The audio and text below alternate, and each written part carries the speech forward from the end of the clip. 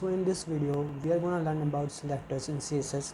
Selectors are the entities which help you select that which element you want to select in your code, and we have some of our code already written down here. And firstly we will start with some basic selectors. So in the basic selectors, firstly we have a tag selector. So what does a tag select do is that it select all the tags that match your specifications. For example, if I want to select all the list elements in my web page, so I am gonna just specify li and open my blocks. So here you can see that I have used li tag selector. So what this will do is that it will select all the li elements in your web page, and if I give any properties within this block,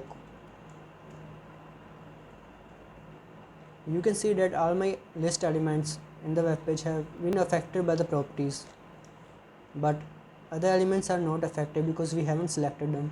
And moving on, we have a class selector. As you can see in our web page that our p element have a class attribute, and within the class attribute we have given two different values. First one is infinite code and second one is highlights. And now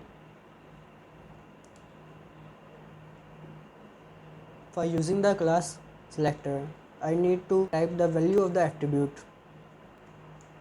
which was infinite code, and add a dot in front of it to tell the browser that it is a class. Basically, whenever you encounter a dot before a selector, it means that the selector is a class. And as you can see that when I specify the infinite code selector, you can see that our paragraph tag with the class of infinite code have changed its color. And not only that, you can also specify more than one class for an element. For example, we have a paragraph tag here, and within the class attribute I can just type the space after the name of the first class, and then I can just type the name of the second class.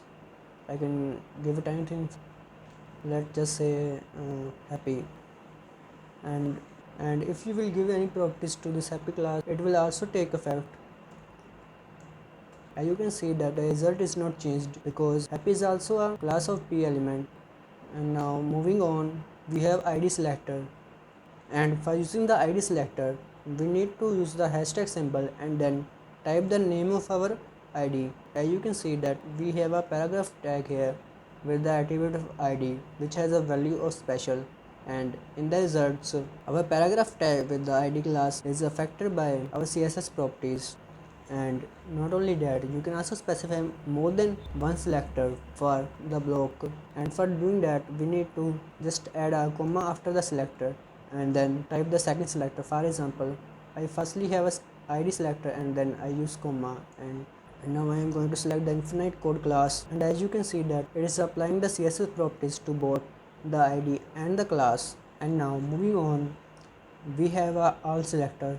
So as cleared by the name, that all selector select all the elements in your web page, and we use this selector by typing a star symbol and then opening our blocks, and whatever I specify within this block will be applied to all the elements in my web page. So let me give a background color of blue. Then you can see that all the elements in my web page have changed their background color to blue. Now we will move on to some advanced selectors in CSS.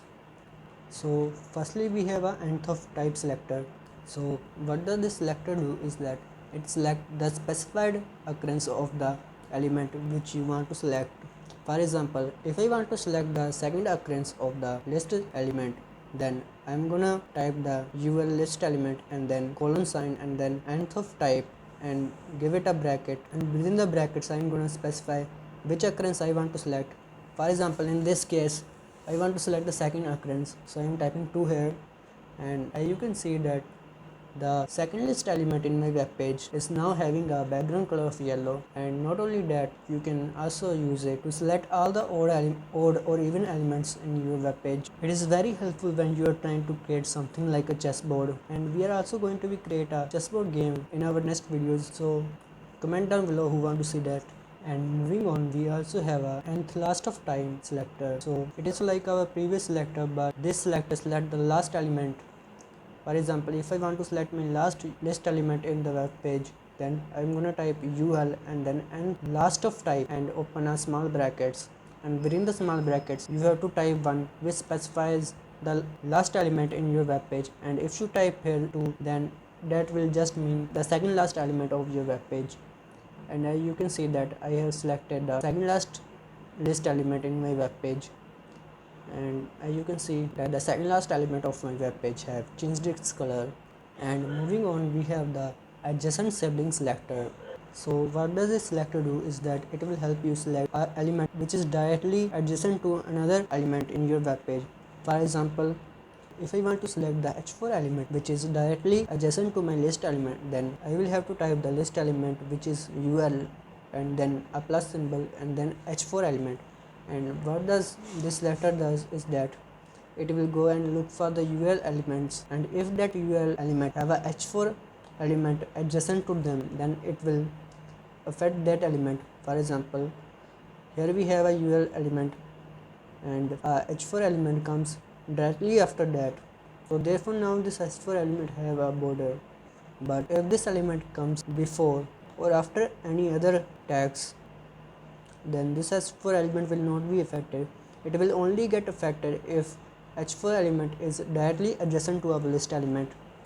And moving on, we have the attribute selector. So what does the attribute selector do? That it goes through your elements and check that whether an element have a specified attribute or not. And in this case, we are going through all the anchor tags and checking that whether they are linked to my channel or not, and changing their background color to yellow. And as you can see that we have two anchor tags in our web page, and the one which is linked to my channel now have a background color of yellow, and the other one which is linked to Google is not affected by the CSS that we have written. And this not only just work for the links, but you can also use it for other attributes, for example the target attribute. And now you can see that I have selected the anchor tag with the target blank attribute and changed its background color to black. You can use it for almost every attribute that exists in HTML. And moving on, we have general sibling selector. So general sibling selector is almost like adjacent sibling selector, but the only difference is that the sibling doesn't have to be directly adjacent to the element. For example, I am selecting the h4 element which have a sibling of h1, and for this to work they have to be the children of the same elements. And now you can see that the h4 element in the web page have changed its color to red. But if I create any other h4 element, for example within this div tag, so you can see that the h4 in this div is not affected because it is not a sibling with the h1 element. I hope you have get the idea of how this works. And with that being said, we are now moving on to the next selector, which is direct child selector. So what does this selector do is that it will select the element if it is children of the specified element. So as you can see that we have two span tags in our web page. One is inside a div and the second one is inside a paragraph tag which is inside that div. And I just want to select the spam tag which is a direct children of this div tag. So what I am gonna do is that I have typed div and then greater than sign and then spam. So what this is gonna do is that it will select the spam tag which is a direct children of the div element and changed its background color to dodge blue. And you can see that in our results. So this is it for this video, and I have a message for my real life friends who are watching this. That's that you are the biggest jerk. You don't leave a comment. I hate you guys.